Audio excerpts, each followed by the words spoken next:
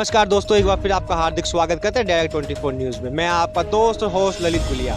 आज हम मौजूद हैं महरौली डिस्ट्रिक्ट में। हमारे साथ मौजूद है जय सिंह जी, जो कि दिल्ली स्वराज पार्टी के सचिव हैं। हम उनसे चर्चा करेंगे कि मौजूदा निगम पार्षद विधायक ने कितने हद तक कार्य किए हैं और अपने जो वादे करते हैं वो कितने हद तक उन वादों पे खरे उतरे हैं। जी नमस्कार सर। नमस्कार। क्या कहना चाहेंगे? मैं अभी अंदर घुसा तो यहाँ सफाई का तो कोई है नहीं अच्छी, पर आपके हिसाब से निगम पार्षद जी ने कितने हद तक कार्य किए हैं और कितने हद तक नहीं? देखिए, मेरे हिसाब से क्या है कि हम आज सड़क पे हैं क्योंकि मैं उस पोल में टंग के बैनर में वो वाला राजनीति में विश्वास नहीं रखता। मैं विश्वास रखता हूँ कि भाई ग्राउंड में जाके लोगों को सच बताने और दिखाने में। तो अब कहने का तात्पर्य मेरा ये है कि आप अगर महरौली के किसी भी एरिया से घुस जाओ, अगर सड़कें खुद ही नहीं दिखी आपको, तो यहाँ पर हमारे सारे भाई लोग सब कोई हैं। आप खुद भी आए होंगे। मैं आया हूँ, पहले भी आया हूँ। तो आप देखो कि सारे सड़कों की बुरा हाल हो रखा है। ठीक है, सीवर माने कि नाला का पानी बह रहा है। थोड़ा सा अगर बरसात हो जाए ना तो नरक हो जाता है महरौली का। कहने का मतलब मेरा ये है कि ये जो फंड का जो रोना रोते हैं, क्या करते हैं कि आप कभी भी जाओ पार्षद के पास जाओ, बोले भाई हमारे पास फंड आया नहीं। एमएलए के पास जाओ, बोले हमने तो फंड दे दिया। अब भाई सच्चाई का पता कैसे लगेगा? तो अभी सिर्फ अंधेरिया मोड़ वाले रोड का मैंने आरटीआई लगाया था और मैं आपको बताऊं कि 1,13,82,309 रुपये सिर्फ एक रोड के लिए पास हुए थे, सिर्फ अंधेरिया मोड़ से आपका भूल-भुलैया वाला तक। जो हमने आरटीआई लगा के जब लाइव किया तो उसके ऊपर थोड़ा पैच वर्क स्टार्ट हुआ है ना। तो कहने का मतलब ये है कि मुझे पता है कि काम होता कैसे और करवाया कैसे जाता है, क्योंकि एक पढ़ा लिखा जब आप नेतृत्व चुनते हो तो वो अपने रिसर्च के साथ बैठता है, हवा में बात नहीं करता है। और वही रीज़न है कि आज मैं जिस गलियों का लाइव किया है वहाँ पैच वर्क स्टार्ट हो गए हैं, क्योंकि मैं साथ साथ आरटीआई भी लगाते जाता हूँ। हमारी टीम है जो इस पे काम करती है। तो एक प्लान तरीके से हम चलते हैं और फंड्स के मैंने हर एक नागरिक तक अपनी बात को पहुँचा दिया है। 10 करोड़ रुपए साल के 2 करोड़ रुपए आते हैं काउंसलर को, 10 करोड़ रुपए 5 साल में आते हैं। और एक विधायक को 1 साल में 10 करोड़ रुपए आता है, 5 साल में 50 करोड़ रुपए आते हैं। 50 करोड़! तो इसीलिए मैं बोलता हूँ कि जो जनप्रतिनिधि अपना आंख बंद करके और महरौली के लोगों की आवाज़ नहीं सुन पा रहे हैं, तो उनके लिए मैं यही बोलता हूँ, तो न्याय अगर भी आधा दो, अगर उसमें भी अगर बाधा हो तो दे दो केवल 5 ग्राम। फंड के रिलेशन में बोल रहा हूँ मैं, दे दो केवल 5 ग्राम, रखो अपनी धरती तमाम। हम वही खुशी से खाएंगे, अपनों पर असी ना उठाएंगे। जनप्रतिनिधि चुने हुए वो भी दे ना सकें, आशीर्वाद समाज का ले ना सकें। तो मैं आपके माध्यम से अपने महरौली की जनता से, अपने लोगों से सिर्फ यही निवेदन करता हूं कि सिर्फ आप अपना आशीर्वाद दो। और काम कैसे होता है हमें पता है। ये हमारी टीम बैठी हुई है, हर्ष जी बैठे हुए हैं, पांडे जी बैठे हुए हैं, हमारी आरडब्ल्यू की टीम बैठ के काम करके। और ये एरिया देखो, ये मॉडल हम दिया वार्ड नंबर 8 का मॉडल।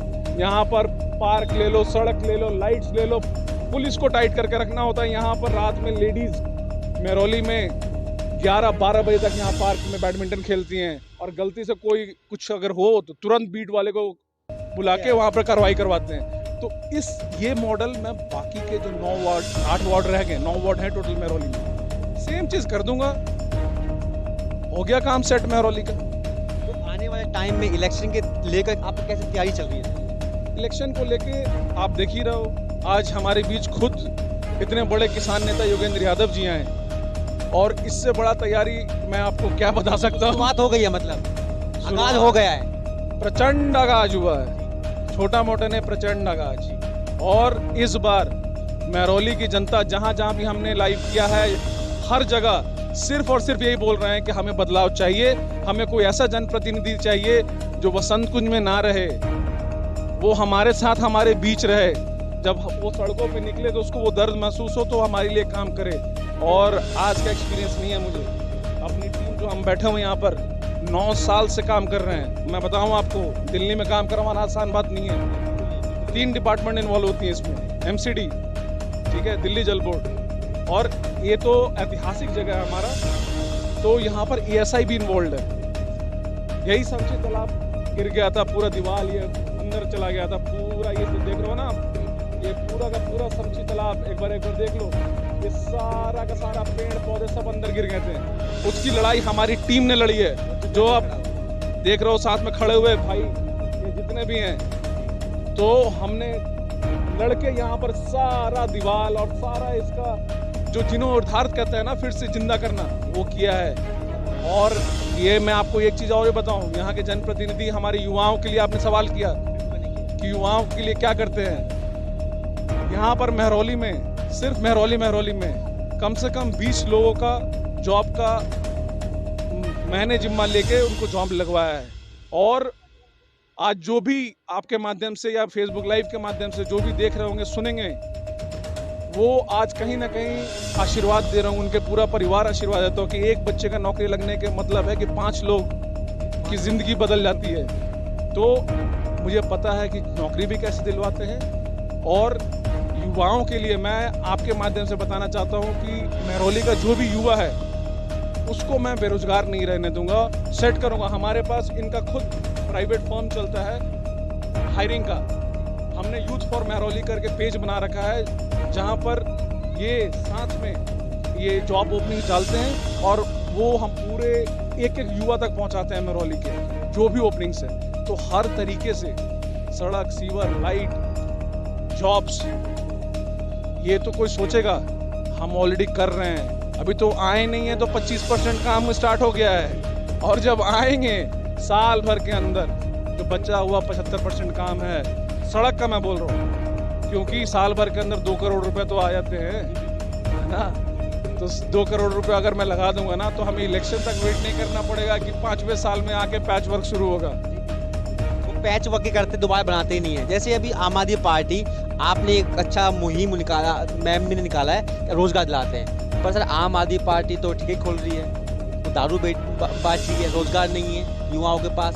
आंगनबाड़ी जो वर्कर है, हमारे आशा वर्कर्स हैं, वो धरने बैठे, उनकी सैलरी नहीं बढ़ी है, जो बढ़ी हुई थी वो भी काट के नहीं दी गई है। उसके बारे में आपका क्या विचार है? मैं एक पॉइंट पे आपको बताऊंगा इसके बारे में। सबसे पहले आपने जो बोला कि दारू के ठेके खोल रहे हैं, है ना, हमने पहले दिन से विरोध किया हुआ है। हमने जो सचिवालय है वो घेरा हुआ है, हमने केजरीवाल को घेरा है। अरे भाई, आप किसी नॉर्मल जो लाइसेंस लेके आ रहा है उसको परेशान करने से कुछ नहीं होता है। आप उसके मुखिया को पकड़ो, केजरीवाल को पकड़ो। पंजाब में नशा मुक्त और दिल्ली में नशा धुत, तो कहने का आप लोग सब समझदार हो, हम लोग कोई बेवकूफ नहीं है। तो मेरा, आपने जो शराब के प्रति बोला, मेरा विरोध अरविंद केजरीवाल से।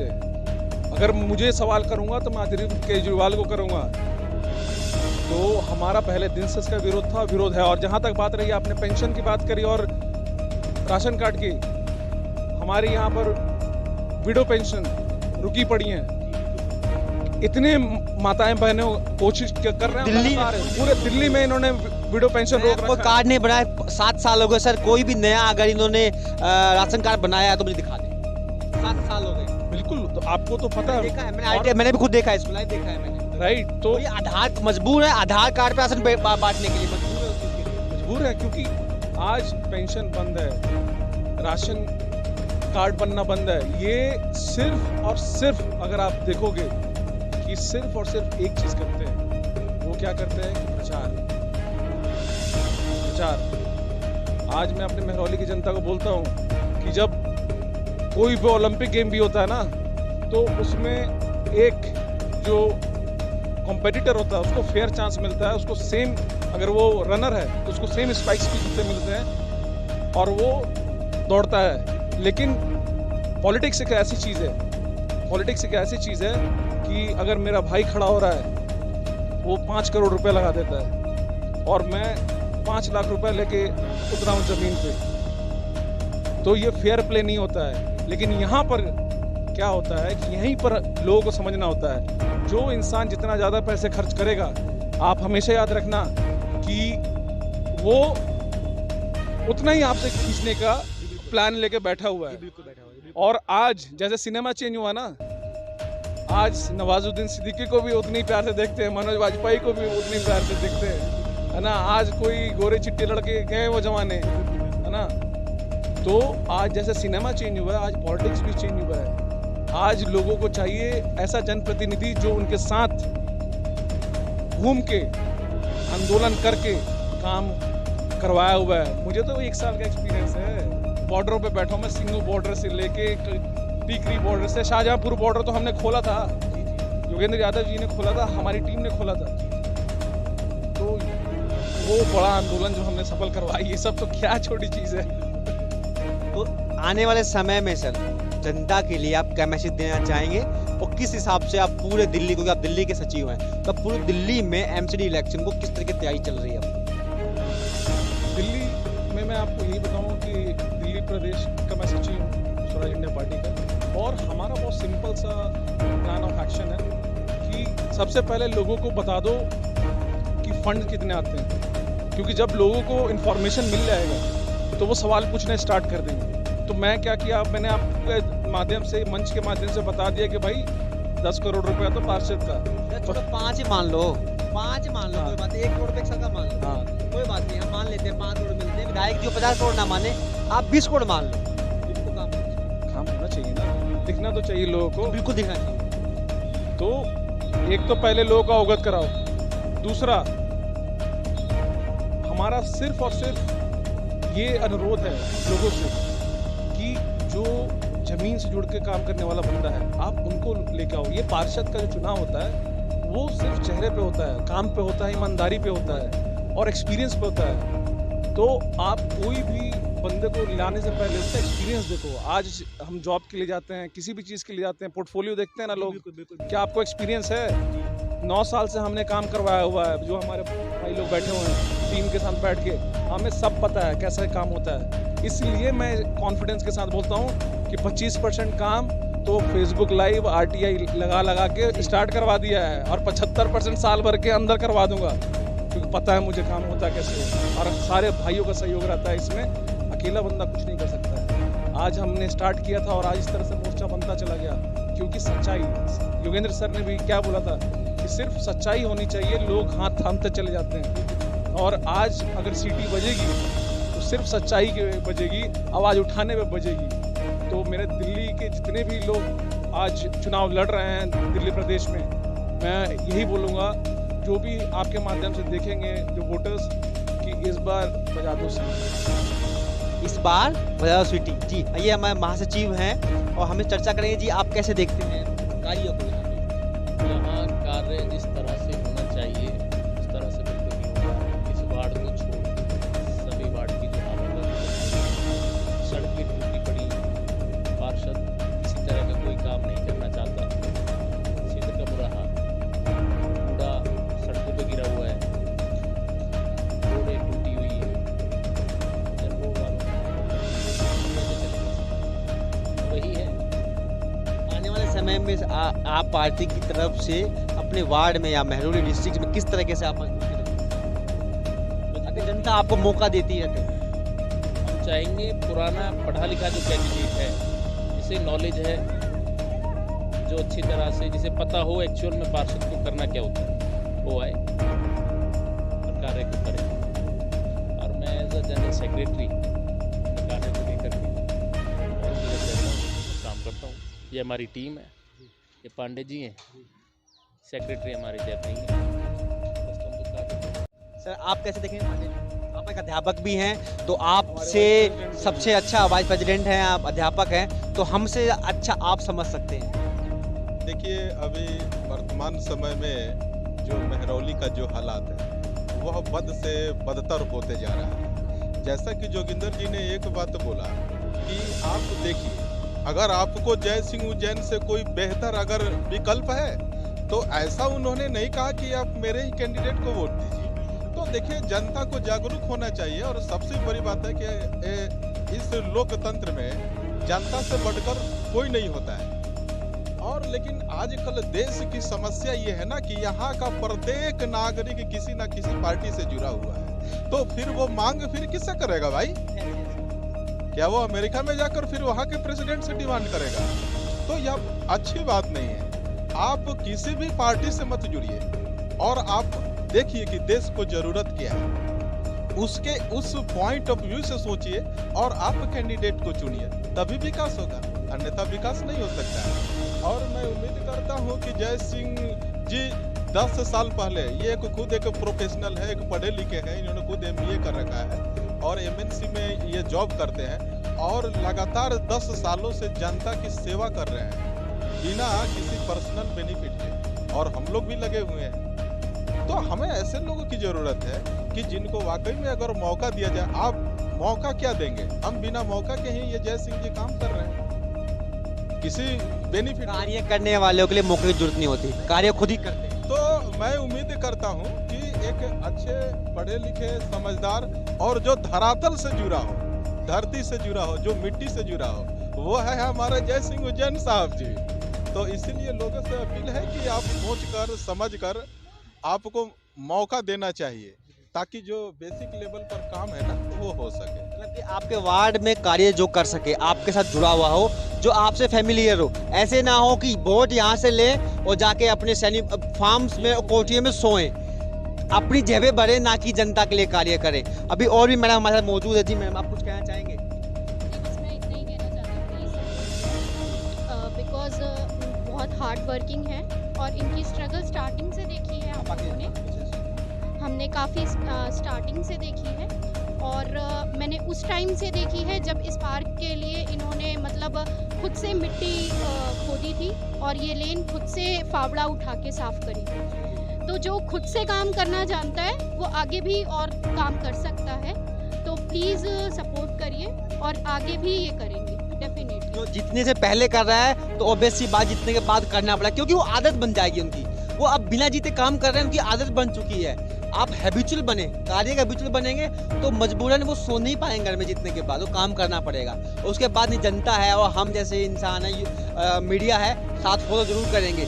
ये जीतने से पहले जो कार्य करते थे, क्या जीतने के बाद भी उतने हद तक कार्य होते या नहीं होते? जी आप कुछ कहेंगे? मैं सिर्फ यही कहूँगा कि मैं करीब 10 साल से इस एरिया को देख रहा हूँ। यहाँ के लोग मतलब आप यहाँ के लोगों से पूछिए, वो ही अपने बारे में सब बता देंगे कि आज ये चुनाव में खड़े हुए हैं, लेकिन 10 साल से तो नहीं खड़े थे। 10 साल से यहाँ काम कर रहे हैं, इस पूरे एरिया की शक्ल बदल दी है, चाहे वो फिर सुरक्षा की बात हो, चाहे सफाई की बात हो, चाहे ज़मीनी जो प्रॉब्लम्स हैं उनको रेस करके उनको कराना हो, चाहे फेसबुक लाइव के ज़रिए जगह जगह पर जा कर के काम को करवाना हो, चाहे RTI रेस करना हो, उन सब कामों में ये अपने आप पे एक एक्सपर्ट हैं।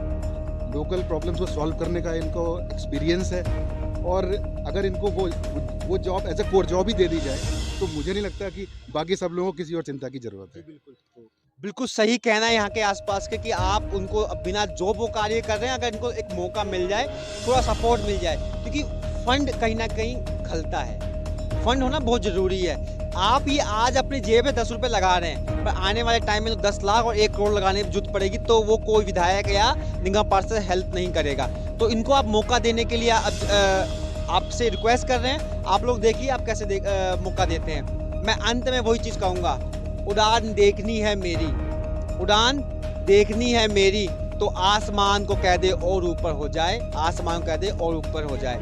ऐसे ही बने रहे हमारे साथ डायरेक्ट 24 न्यूज़ के साथ। जय सिंह जी जो वादे जितने से पहले कर रहे हैं, अगर जनता इनको मौका देती है, उसके बाद भी कितने हद तक कार्य करते हैं, इनको फॉलो हम जरूर करेंगे। जय हिंद, जय भारत।